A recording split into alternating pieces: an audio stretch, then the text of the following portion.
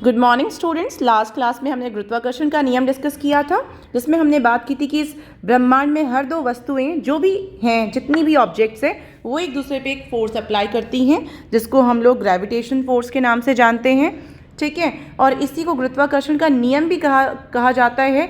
इसके अकॉर्डिंग जो बल होता है, जो फोर्स होता है, ग्रेविटेशनल फोर्स, वो डायरेक्टली प्रोपोर्शनल होता है दो ऑब्जेक्ट्स के मास के, द्रव्यमान के, और इन्वर्सली प्रोपोर्शनल होता है उनके बीच के दूरी के स्क्वायर के। ठीक है, तो यहीं से हमारे पास एक फॉर्मूला निकल के आया था ग्रेविटेशनल फोर्स का। ठीक है, Fg is equals to capital G, जो हमारा गुरुत्वाकर्षण स्थिरांक है, m1 इंटू m2 अपॉन में d स्क्वायर। आज हम बात करते हैं गति का तीसरा नियम, जो कि न्यूटन ने दिया था, और गुरुत्वाकर्षण के नियम में क्या संबंध है।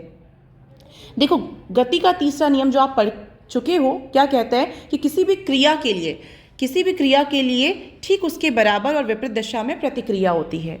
बिल्कुल सही बात है। अगर कोई एक्शन होगा तो रिएक्शन तो होगा ही होगा, अगर कोई एक्शन होगा तो रिएक्शन होगा। सो बेसिकली अगर आप दीवार पे हिट करते हैं अपने हाथ से, तो आपका हाथ दीवार पे फोर्स अप्लाई कर रहा है, बल अप्लाई कर रहा है। सिमिलरली दीवार भी आपके हाथ पे बल अप्लाई करेगी। एक्शन और रिएक्शन बराबर होगा, लेकिन ऑपोजिट डायरेक्शन में होगा। ऑपोजिट डायरेक्शन मतलब कि विपरीत दिशा में होगा। अगर आपके हाथ ने दीवार पे बल इस डायरेक्शन में लगाया है, तो दीवार ने आपके हाथ पे बल, ठीक है, ऑपोजिट डायरेक्शन में लगाया है।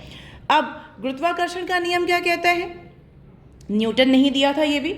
तो गुरुत्वाकर्षण का नियम तो यही कहता है कि इस ब्रह्मांड में हर दूसरी वस्तु एक दूसरे को आकर्षित करती है। ठीक है, मतलब अगर कोई पत्थर आपकी अर्थ की तरफ गिर रहा है, let's suppose this is your earth की सरफेस, और कोई भी चीज़ है, पत्थर है, कोई भी ऑब्जेक्ट है, अगर वो अर्थ की तरफ गिरता है, तो आप कहते हैं मैम अर्थ उस पर फोर्स अप्लाई कर रही है, that is the gravitational force. ठीक है, अर्थ तो अप्लाई कर रही है, लेकिन पत्थर भी अप्लाई कर रहा है उस पर फोर्स। पत्थर भी अर्थ पे फोर्स अप्लाई कर रहा है। तो स्वतंत्र रूप से गिरा पत्थर और धरती एक दूसरे को आकर्षित करते हैं, अतः पृथ्वी उसे अपने केंद्र की ओर खींचती है। लेकिन गति के तृतीय नियम के अनुसार पत्थर भी पृथ्वी को अपनी ओर खींचता है। ठीक है, अब खींचता तो है, लेकिन वो फोर्स इतना कम होता है। टोल्ड यू, अर्थ के साइज के सामने पत्थर है, चाहे हम इंसान हैं, हम बहुत ही छोटे हैं, है ना। तो कहीं ना कहीं हम और जो पृथ्वी है, दोनों ही एक दूसरे को आकर्षित कर रहे हैं, लेकिन जो पत्थर फोर्स अप्लाई कर रहा है वो बहुत कम है। ठीक है, इनफैक्ट इतना कम है कि उसे आप फील ही नहीं कर पा रहे, एक्सपीरियंस ही नहीं कर पा रहे। नीचे देखो लिखा भी हुआ है, पत्थर का द्रव्यमान कम होने के कारण उसके वेग में जो त्वरण होता है वो 9.8 मीटर पर सेकंड स्क्वायर होता है। लेकिन क्योंकि पृथ्वी का द्रव्यमान बहुत ज़्यादा है, इसलिए जो त्वरण होता है वहाँ पर दैट इज अप्रॉक्सीमेटली 1.65 × 10⁻⁻24 मीटर पर सेकंड स्क्वायर। ये कैलकुलेट किया, कैसे किया भी आगे आप समझोगे जब हम लोग न्यूमेरिकल्स करेंगे। अब ठीक है, ये हमारे दोनों नियम हो गए। ठीक है, और अब हम बात कर सकते हैं कि जो हमारा ये गुरुत्वाकर्षण का सार्वत्रिक नियम है, जो कहता है कि भाई इस अर्थ में हर दो ऑब्जेक्ट एक दूसरे पे फोर्स अप्लाई करते हैं, ये जो नियम है इसका महत्व क्या है, कहाँ यूज़ होता है? अब मुझे बताओ, अगर ये ग्रेविटेशनल फोर्स नहीं होता, ठीक है, तो क्या हम पृथ्वी पे रहते इस तरीके से जैसे पृथ्वी के सरफेस पे हम लोग हैं? नहीं। तो हमें पृथ्वी से बांधे रखने में ये बल बहुत इंपॉर्टेंट है।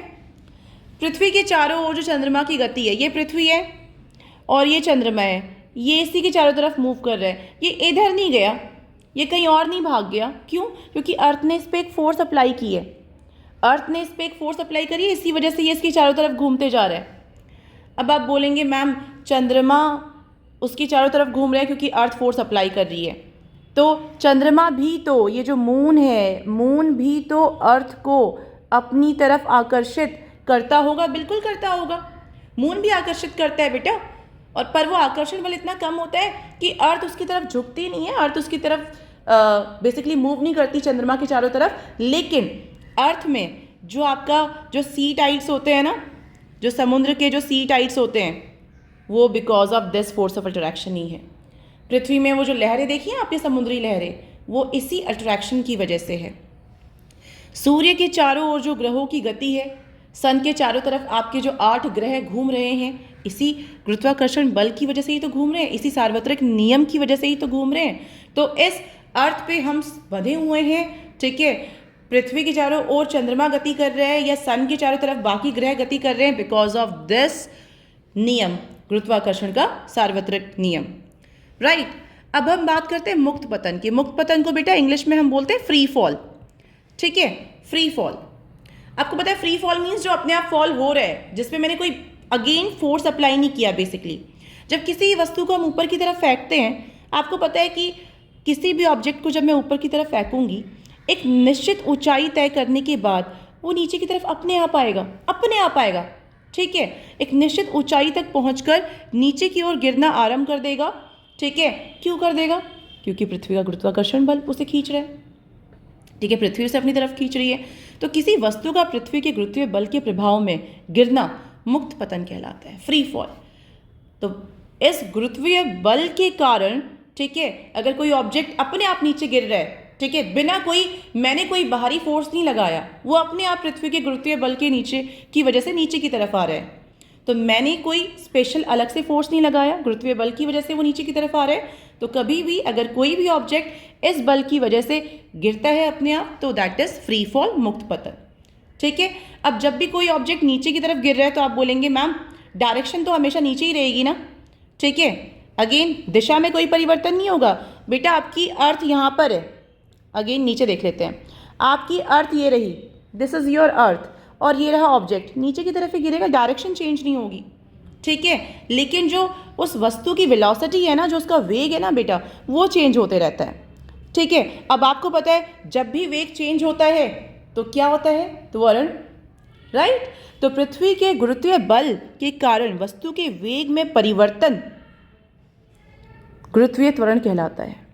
कहीं भी कोई ऑब्जेक्ट अर्थ की तरफ गिरेगा, फ्री फॉल होगा, तो उसका वेग डेफिनेटली चेंज होगा, ठीक है। अब जो उसका वेग चेंज हो रहा है, यू वी पढ़ा है ना आपने, इनिशियल वेलोसिटी, प्रारंभिक वेग, अंतिम वेग, जो ये चेंजेस आ रहे हैं ना वेलोसिटी में, वेग में, इसे ही हम लोग गुरुत्वीय त्वरण कहते हैं। तो पृथ्वी के गुरुत्वीय बल के कारण वस्तु के वेग में जो परिवर्तन हो रहा है उसे हम गुरुत्वीय त्वरण कहते हैं, जिसको हम जी से निरूपित करते हैं, जी से प्रदर्शित करते हैं, ठीक है। अब आप बोलेंगे मैम वैसे त्वरण को हम लोग ए से रिप्रेजेंट करते थे, लेकिन गुरुत्वीय त्वरण को हम जी से रिप्रेजेंट कर रहे हैं, और ए हो चाहे जी हो बेटा, दोनों का ही ऐसा ही मात्रक मीटर पर सेकंड स्क्वायर है, ठीक है। ए त्वरण है और जी गुरुत्वीय त्वरण है, ए त्वरण है और जी गुरुत्वीय त्वरण है, और दोनों का ही ऐसा ही मात्रक मीटर पर सेकंड स्क्वायर है, ओके।